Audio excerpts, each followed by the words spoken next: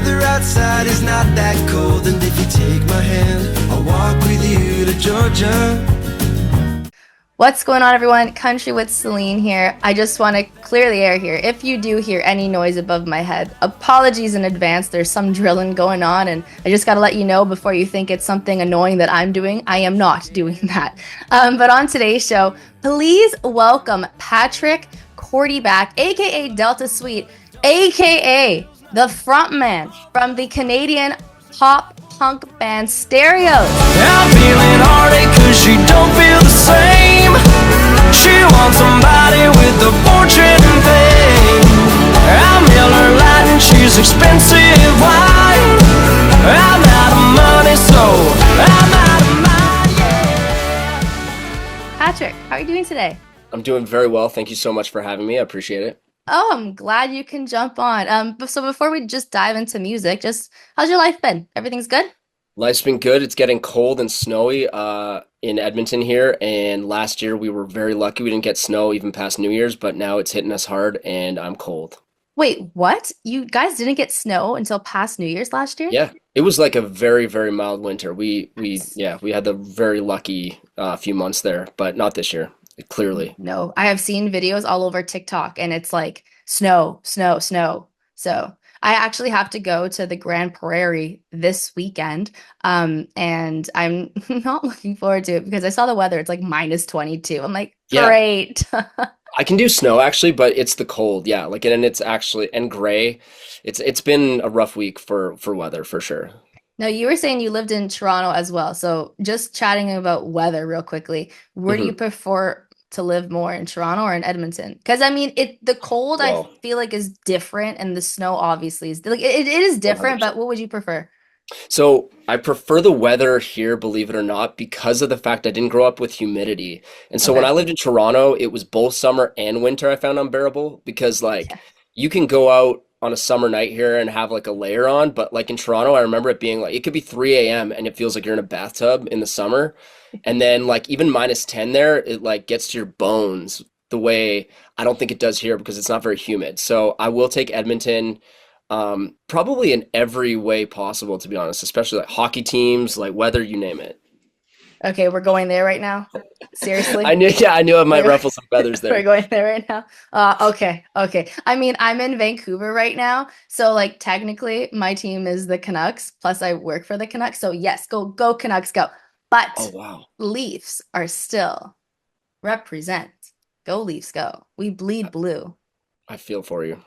I mean, I feel for you too. I'm not gonna lie. I was rooting for you guys. I honestly did think you guys were gonna win, and I was very upset when Florida won. I will say Really? that. See, that's so I was nice of very you. And that's upset. where like I like hearing that because I think Oiler fans, we are lunatics. Like I won't lie. Like it's not like I'm like, no, it's all good. It's just fans. No, we're crazy and we're You like guys are crazy. toxic and bad and like I definitely would never have cheered for the Canucks if they made the final. I respect them. I think they're really good, but no, like so you're a better person than me, essentially. But that there's a really big rivalry between the Canucks and the Oilers. Like that I Yeah. understand. So I would never if I like I would never go for Edmonton if I was a diehard Canucks fan. That's like me going for Montreal. I Right. Okay. no Totally. chance in hell would I ever Boston. Oh, forget it. But like because it was Edmonton, I mean, you haven't had a Canadian team go that far, and the COVID year doesn't count. I don't count that year when you had Montreal. Right. Yeah, yeah, yeah. Doesn't count. Good. Neither do But I. yeah, no, like and we lost against Montreal too. Like I don't understand how that happened, but that's a story for another day.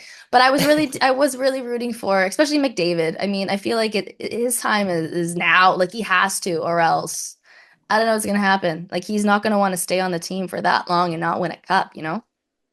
Yeah, trust me, it wasn't lost on me that we have a window here, and hopefully they take advantage of it. I just feel lucky to be able to watch him like every night, and Yeah. know he's on my team. But last year's playoff run was one of the most special like couple months of my life. I won't lie. Like even though they didn't go all the way, it was incredible. It was electric. In this city, like it's the best it's ever been for sure. I feel whenever your team goes that far into the playoffs, the city just comes to life. It's Oh yeah. crazy. Everybody's so happy. They're rooting for their team. But before we kind of keep, well, before we jump to music, I just want to bring up your girlfriend real quick. So, because her story is Yeah. so cool. So, she was doing mullets during the Edmonton playoffs. So, just like quickly talk about that and how she got it.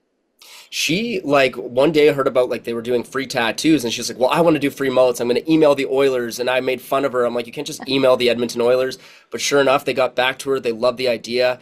It goes back. She actually did so Paul Bissonnette, anyone who knows Biz Yeah. Nasty, he lost a bet once and had to get his head like shaved as a joke, and she was the one who did it. So Oh she has this shit. like weird, and she's very smart at turning her stuff into content on TikTok and stuff. And Love so it. she had this whole like following from that. And yeah, they brought her in. She did mullets and like hair painting, and people loved it. Like it was, I would hear about it from people who were bringing it up that I didn't even know who she Oh my was. So God. yeah, she's a hustler. I respect her big time. Crazy. She's definitely a go-getter, but hey, you miss 100% of the shots you don't take. There you AKA go. Michael Scott, AKA Wayne Yeah. Gretzky. She lives by the words of Michael Scott. Love that. No, you got to be like that. You got to take a shot. What's the worst that could happen? They say no. Okay, cool. They say no, Totally. but at least you tried. So, It's a good lesson in yeah. life, kids.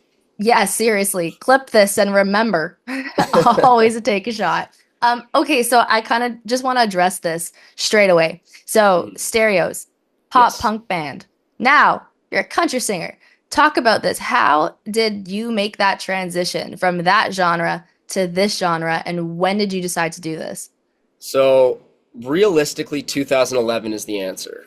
So two of the guys from Stereos and myself started a country project. We called it Ghost Town. We recorded songs. They were fully produced, ready to go. And the timing was just never right. And we never released them. And then in 2019, I started writing with Dan Davidson, who's a friend of mine, country artist in his own right. And same thing, recorded three songs, produced them, never came out, and they weren't ready. So then I did a Stereos album in 2022. Anyways, and I put like four or five like country influenced songs on that album. Like I've been wanting to do this for, like I say, since 2011, seriously, and it just never came out. And so it came to a point in my life where I love my band Stereos. I'm so proud of everything we've done, but playing three or four like throwback shows a year, it's not enough for me. And so That's I fair. felt like I need to do something and I need to do it solo, which was also sort of a wrinkle. Every time I tried to do country before, it was with a group. And I was lucky enough to just get some people who were in my corner to help me bring them to life, produce them, and now the timing felt right. But I've wanted to do this for a long time, and I'm an Alberta boy. I grew up around country. I think Yes. it's the way country music writing is. It always tells a good story, but also, I mean, it's no secret. It's some of the catchiest music around. So I think it kind of suits my strengths as well. And third time's a charm. So it's finally out there now. I love that. Well, country music is pure storytelling. So if you're an artist, you want to tell a story all the time, and that's the best genre to be in when it comes to that. And country music too, it's becoming like I wouldn't say a trend, but I guess like everybody's hopping on board with it, and I'm all for it. Don't get me wrong. Like I want everybody to love country music because we knew it was great way before a bunch of people knew it was great. And like now you have other artists too, such as like Post Malone. He has made the full jump from R&B rap, I guess that's what you can call him from before. I think so. And then now Yeah. he's well, I think I was never really that into Post Malone like way back when, but now, oh. I'll download that album. I will listen to it all the time. I mean, country music is the best genre, but that's nice that you finally were able to finally hop on board and get country songs out into the world now. Totally. And listen, you're not wrong, and I'm not oblivious to the fact that it's having, like, I'll use an industry term, I laugh at industry terms, but it's having a moment right now. Country music, it's clearly, Yeah. it's on the front burner. It is a very popular genre. And with that comes skepticism about, oh, well, you're hopping on or whatever. Now, the first thing I'll say is, like, whether you like it or not, you never know what is going through an artist's mind and heart and why they're making the music they want to No. make. So I really do believe that anyone should be able to make any music they want to make. But I also understand that country music is a genre that commands respect. And I think you have to tread with respect. I think that if you're coming in and you're playing dress up and you're Yeah. doing it from a place of trying to hop on something, I do think the listener will be able to tell. But you bring up Post Malone, I don't know what people think. Those are some of the best country songs I've heard. And now I don't know who's writing them. I'm sure he's involved. Like he's a very talented artist, but trust me, he has some of the best who's working on that music. Oh, for sure. And so the proof to me is always in the song. And I think that his songs are incredible. And I think that that is ideally how people will judge what they like and don't like is Mhm. it still music still matters, you know? You know what? An artist that actually got a little bit of heat for that was Beyonce, and I'll out it. I will say it right now. But Beyonce, she was one of the artists that hopped on board of the country train, which, okay, cool. If you really want to be in the genre, that's fine. But if you're just in the genre because it's like you're saying, like it's having a moment, you're in it for like not the smartest thing to do. You have to actually be completely immersed in the country scene and respect the old traditions and the old school guys and this and that and want to be around country singers all the time and the artists and get to know everybody. And Luke Bryan actually brought this up. I saw in like a little clip where he was saying how that like if she wants to be in this field, that's fine. But like at least get to know who you're with. Like come to our parties, come to our award shows, come to this, come to that. Don't just expect you to come in here and you to start winning everything. Because that's what I guess she automatically assumed too, because it's Beyonce. But Yeah. that's not how it goes. No, and like I always try and be very, very careful to, I don't, as a principle, I don't talk poorly about someone's music because of the fact that I know how hard it is. And I like, if I don't like something, who cares? Like Yeah. other people do. Yeah. What I will say about Beyonce, and this is, I really want to make sure I'm saying this properly, is that, and I don't mean this in terms of like, I just don't think it was country necessarily. I think that No. she dressed kind of country and there's sort of, she said Texas, but I don't Yeah. think, do you know what I mean? Like Yes. to Yep. me, it wasn't, and that it's not meant to say I don't like it. And if anyone likes it, Hmm. awesome. Like love Beyonce. I just don't think it was, I just don't think It anything I was heard not. people would send me was country music at all, No. personally. There was that big thing with the Texas Hold'em. Like, is it country? Is it not country? Like, it said Texas in it, yes. And like, I guess maybe the beat of it, I don't even know. I'm like, it's like there, but like not really there. Like, I wouldn't really classify that as country. But that song, I will say, was a catchy song. So Totally. she did good with And that one.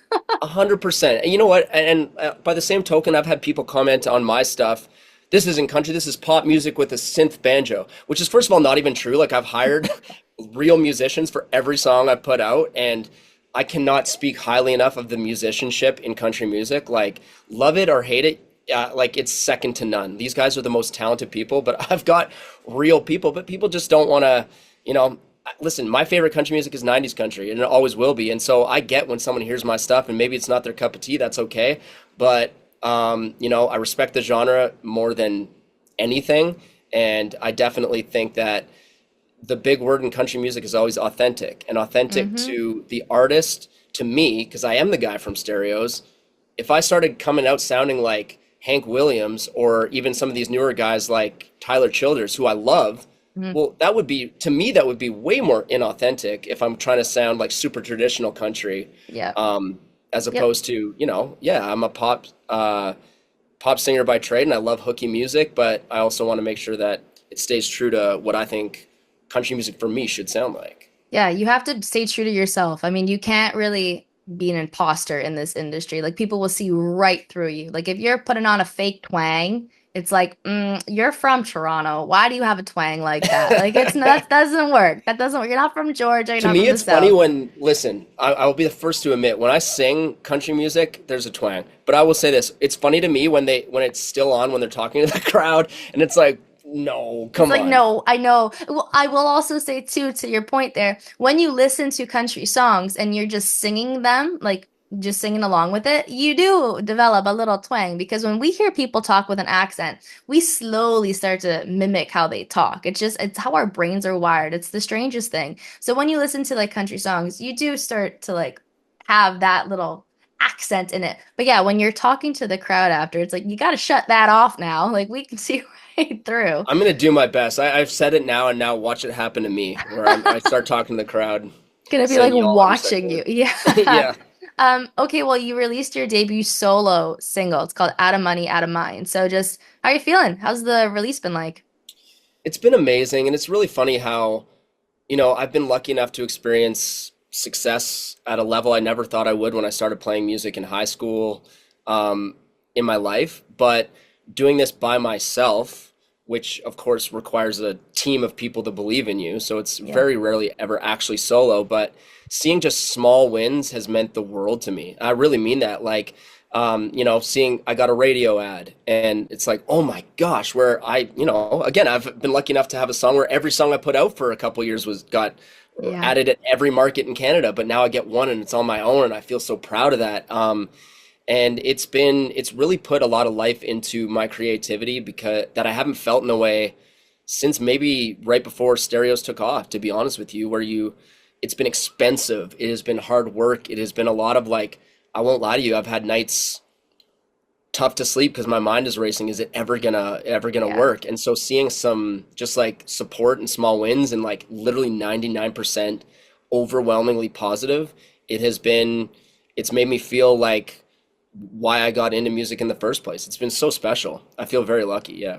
This industry, I feel like people don't because they just see when a song goes viral or if a song blows up, you just see that part and you're like, wow, overnight sensation. It's like, no, that's not how it works. These people are grinding at their job day in, day out, at like for years. Like, especially they call Nashville the 10-year town, right? So, like, there, you have 10 years to make it, whatever. But then if you have that one song, and it goes viral, everyone automatically, oh, overnight sensation. Like, no, that's not how it goes. Like people are actually grinding at this. And you were just saying that it's hard. Like some days, I'm sure you've had days of doubt where you're like, am I gonna go anywhere? Is this not gonna happen? Like everybody does in this industry. But what's something that you always just like remembered? Like what's a piece of advice that you were told or you just always held on to that to keep you going?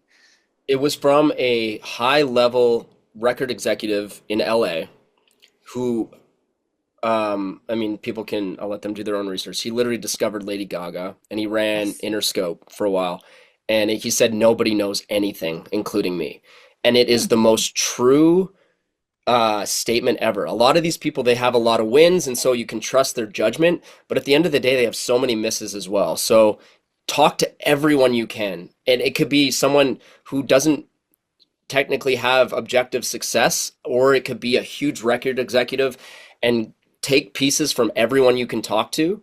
Um, but at the end of the day, make your own gut decision because they're all wrong often as well. And so I think I'm always wary of people who think they know everything about how everything works. And if you don't listen to them, you're dumb, because I don't think that that is ever going to be the case. It's a matter of talking to as many people as you can and then trusting your gut at the end of the day because it's hard. And the chances of you becoming what you want in terms of like a superstar, it's slim, but you can find success in so many different ways if you just keep going and kind of believe in the brand you have. And listen, I've had people leave me on red for this country project, or Yeah. people tell me, you're the guy from Stereos. I just honestly don't think people will take you seriously. I've been told that. And I'm not going to quit though. I'm not going No. anywhere. And so that's fine. It happens. It happens to everyone. I like that saying though. I've never heard of that, but like nobody knows anything, including yourself. Like I like that. I mean, and you're always learning too. Like you don't really know everything because you're always learning. Like so I like that. I'm gonna Totally. add that one to my little list here of Well, yeah. stuff. And like, this is an industry where experience can work against you, right? Like if someone's been in an industry for 15, 20 years, most of the time that's an asset, right? You have experience in that field. With music, it changes every single day. My Hmm. my band sold CDs. You know what I mean? Those don't Yeah. exist anymore. And so to think that it's tough because you have to almost always unlearn and relearn so much about the industry. I'm doing it now with how Spotify works Yeah. versus, CDs when I sold them. So you always have to be open to change, which is tough for a lot of people, myself included. And even how to promote yourself and market yourself now. We have social media. Like way Yeah. back when, like I don't remember Instagram in grade six. Like I don't remember grade like I think it came in grade 10. Like I swear, like that's when like 2000 and I don't know, 14, I think, or Yeah, right around 2013. there.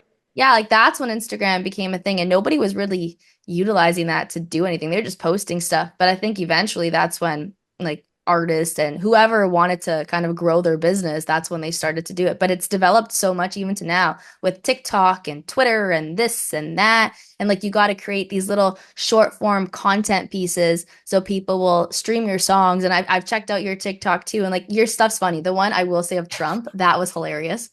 That one got me. That was funny. Oh my That goodness. that was funny. Whose idea was that? Was that yours? Which one? The one where you were like, you posted a picture of Trump. You're like, I know who would like this song, and it's like Trump, and he's like, I think he's pointing or he's like dancing. One of Yeah, the no, two. that's It was, yeah. It was the dumb video I saw on like Twitter, it and I was, ripped it, and yeah. so But I it thought I would works turn it. though.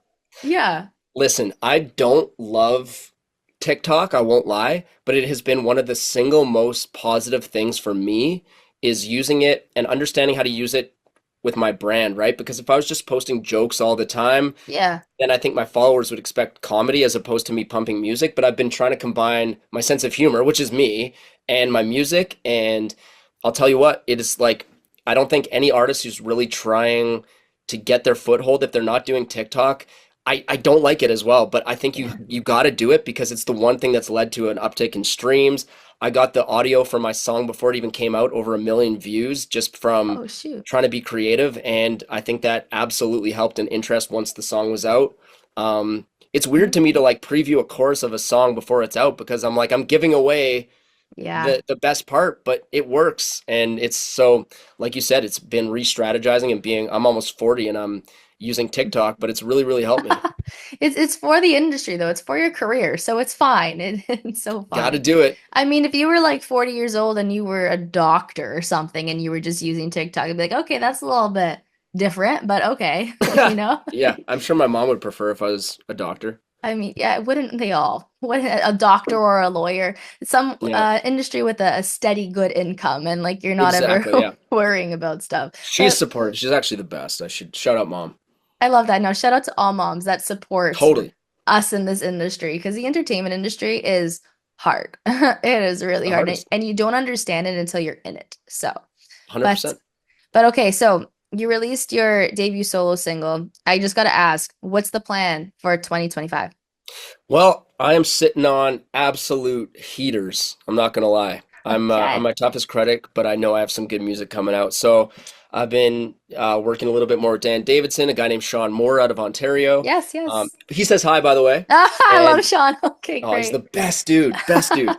And so, yeah, now this is the scary part because I put out a song last April with my friend Ashton, and it was kind of a country EDM mashup. And then I was started like buying my time to put out of money, out of mind. But now that it's out, I have to be consistent with my releases. I know how this works and get out there playing live. And so the plan is to start releasing more music more consistently, and then do what my favorite part about music is playing live. And so I can't wait to do that as well. Well, I mean, you have played this past summer at the All Your Friends Fest. So Yeah, it was the new debut festival where it was like all that punk, pop punk and all that stuff. yeah. Good festival. I was looking at that lineup, solid. But do you think that maybe because you played that you could potentially play Boots and Hearts this year? Because I do know that's the same spot, same Same owners and people. all that. Yeah. Well, I will say, I know I put on a good show at All Your Friends Fest, so if that buys me any favor with them, I would love that. That's good. I'll tell you what, like I always have crazy goals, and my one of my goals is to headline Boots and Hearts, but I know I'm probably years away from that. But It'll you know, happen. Got to put it between out now there. and then, if they wanted to stick me on a side stage, I would do it for free probably. I'll just put that out there. Okay. Book me. Book him. Book him right now. He's ready to play Boots and Hearts, the best festival in Canada. I will say that too. It's unreal. Yeah, It's it's so the much best. I fun. went when I lived in Toronto. I went and it was Kid Rock was headlining. Stop And it. Love him. okay, so he actually, and not to get off too much of a tangent, but like he put out two albums that were kind of like Heartland rock country. They are so good. Like I He's don't g- care what anyone thinks about Kid Rock. Like doesn't matter. he Like those two albums are so good. he is an interesting character.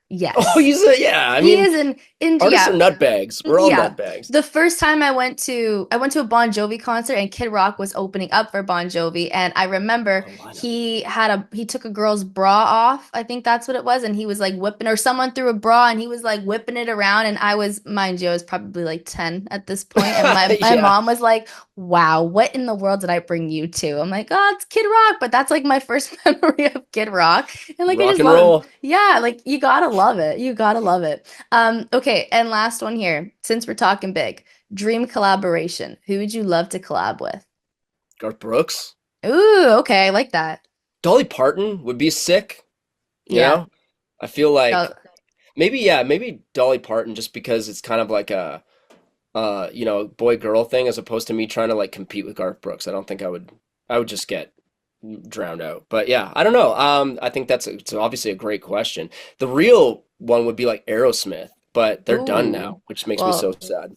his wasn't it his voice? Something happened with Yeah. his voice. Yeah. That well, Yeah, I mean, it's Dunzo. when you're singing like that for a number of years, even like Chad Kroger or Kruger, I think I always forget like how to I say his think last name, but Nickelback. Um, yeah. like his voice, like it takes a beating after a while. Even like Oh, Bon Jovi. 100%. I Yeah, and always am it's jealous of guys who can sing with grit because I don't. I have a very clean voice, and people who have a range but also that like raspiness to it, it's the best kind of male voice out there, and I mhm. don't have it. I wish I did, but I don't. It's hard to maintain. So I mean it's a good thing that you don't, but like I understand why you would want it to because it is like even when I'm sick sometimes and I have like that raspy voice, I'm like I like this voice. It's different. Yeah, exactly. It Like sounds so it's cool. right? 100%. Like okay, like it's kind of cool.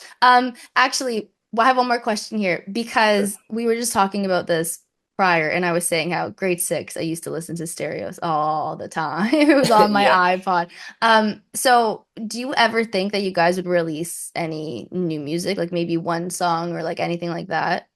Or Yeah. Yeah. yeah? I think it's always in the cards. I'll be honest, like as an artist, we always want to put out new music, better music, and I'll be completely honest, it doesn't hit the same way. Like people, we are a nostalgia band in a lot of ways, right? People think Hmm. back to, oh my God, my iPod Shuffle, grade 6, and at first it hurts you a bit. You're like, oh, but we have new stuff and it's so good.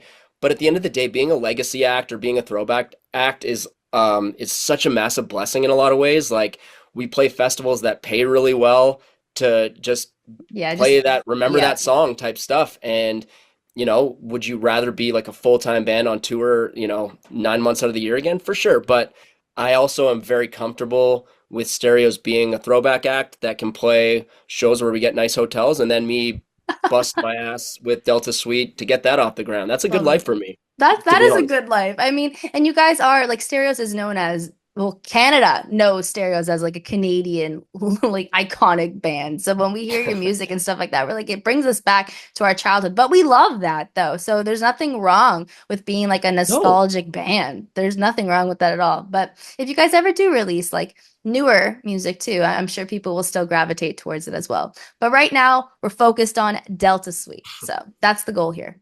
That is the goal, but I'm open to anything. Anything that keeps me busy doing what I love, I'm going to be open to it for sure. All right. Well, you're going to have a great 2025, Patrick. So excited Let's to hope. see everything. Let's hope. Fingers crossed.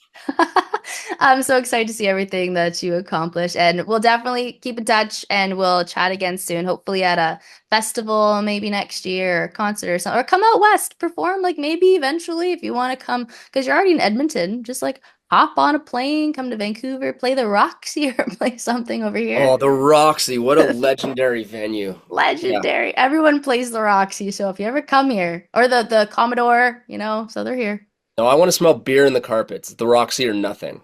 Oh my God. The Roxy is an icon. Yeah, everyone listening, the Roxy, if you ever come to Vancouver, go to the Roxy. You won't regret it. You might regret it the next day. Yeah, definitely. But You the will sun regret it, actually. Don't lie to them. you will regret it. Okay, well the Sundays are the only days that you can go. Roxy Sundays. It's There fun. you go. But anyways, thank you so much, Patrick Kordyback, aka Delta Suite. Appreciate it. Thank you so much for having me. I appreciate it.